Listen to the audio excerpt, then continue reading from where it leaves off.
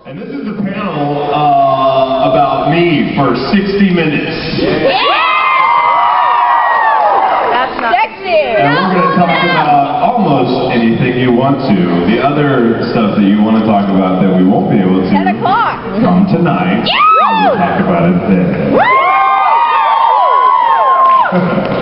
Is that an 8%? Okay, I think everyone knows me best for Colonel Roy Mustang on Full Metal Alchemist. Mini skirts. Scream if you love mini skirts. I mean, who doesn't? I also play Porcus the Ace in One Piece.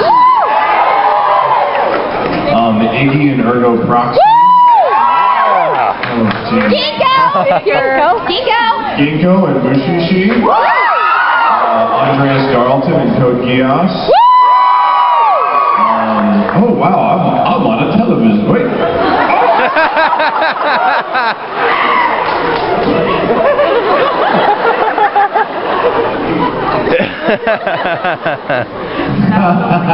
There's a big thing right there.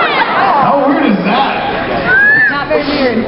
It is weird. It's awesome! How do you talking about people with a giant you standing behind us like my big brother?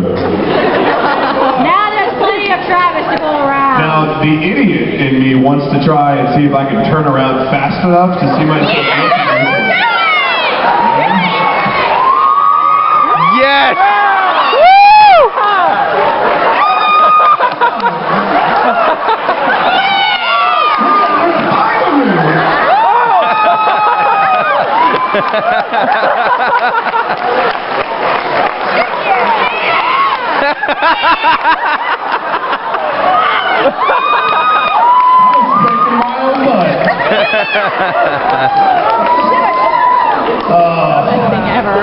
My world is a silly one. No kidding! Okay, so I don't really know what to talk about. So we're going to take some questions. So I'll just stick your hand up in the air and, I'll call on you, or maybe I won't. Yes. Oh, have you told this story a while back at QuaiCon about you playing yourself in the Full Metal Alchemist game? Could you, about how you tried to play it and you couldn't beat yourself? Right, so, has anyone heard how I can't kick my own ass? No? Really? Yes! Okay.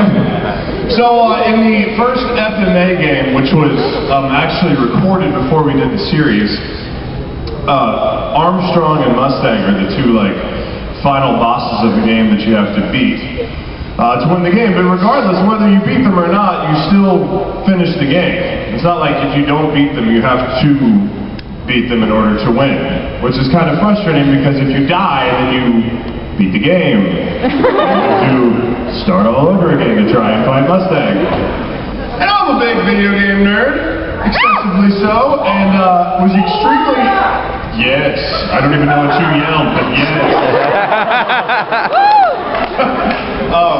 I was really excited because that was the first video game that I was in, and I was, anticipating fighting myself. So, game comes out, I run out, go and buy it, lock myself in my room, 8 hours of playing, really, really hard, ordering pizza. My cousin comes in, what are you doing? Get out of my room!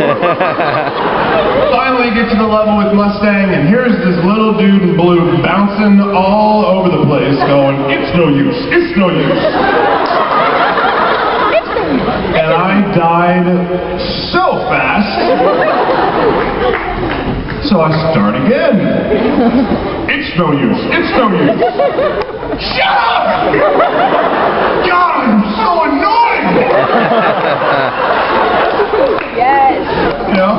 It's no use, haha. I'm like, shut up, haha, you!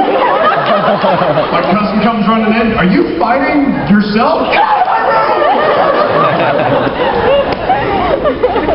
At the end of the day, I still can't kick my own ass. It's a sad day. I threw the game in the closet. I don't want to see that thing anymore. It's not my friend. I don't want to know it. He doesn't want to know me. Yeah, so that's me not being able to pick my own. Yes, blue hair. I was wondering, how was your trip to Japan? Yes. Sushi roulette! My trip to Japan was awesome, and we did play an unfortunate game of sushi roulette. I saw those pictures on MySpace. Okay, so raise your hand if you know what sushi roulette is. Okay, I really didn't know. I figured since roulette was at the end of it, it was bound to be bad. We got there and we had sushi in I think 3 different really amazing sushi restaurants. Super fresh, very nice. And the last book, 1, 0. I don't think it's working. I don't think it's working. Got the one on the far right. Alright, can everybody hear me? Oh, there we go. That's when I was getting comfortable screaming at everybody.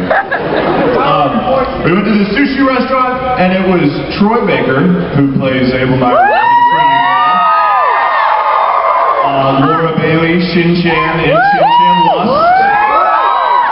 And sushi roulette is where you order the person to the right of you, you order their sushi for them. The last sushi roll of the night, and the idea is to pick the most disgusting thing you could possibly find because the other person has to eat it. And you pick from a menu that's just got pictures. No description. They look terrifying.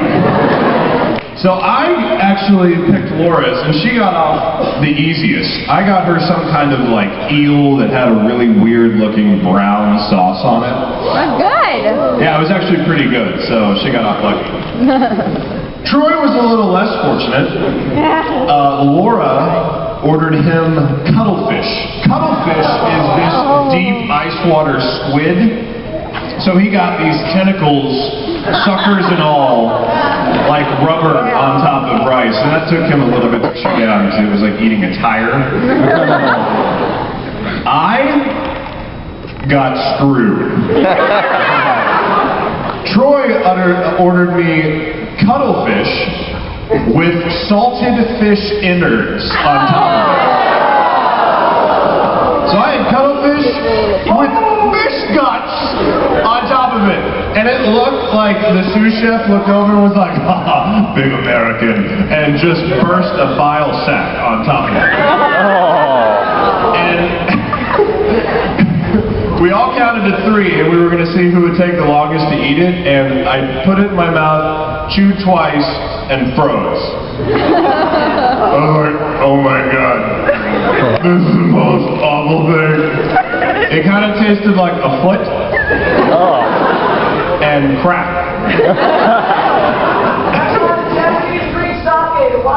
Oh, that was the idea, because we had sake and a big thing of beer, right? So I'm thinking, I'll just pound it and not even taste it. But the second the devil liquid entered my lips, it mixed the taste even more in my mouth. Which immediately caused me to go, and everybody at the table just goes. So here I am, holding the sushi in my mouth along with beer and whatever else was trying to escape my stomach. And the clock was at like 1 minute and 45 seconds. Hadn't thrown up yet, almost, but twice. And finally, just like before I blacked out in the whole restaurant, the entire, sous staff is laughing hysterically. They're like, yeah, I hate them. Finally swallowed it. 3 minutes and 30 seconds later, it was the most horrifying sushi experience ever. If you have cuttlefish, don't eat it. Or eat it at your own peril. Yes.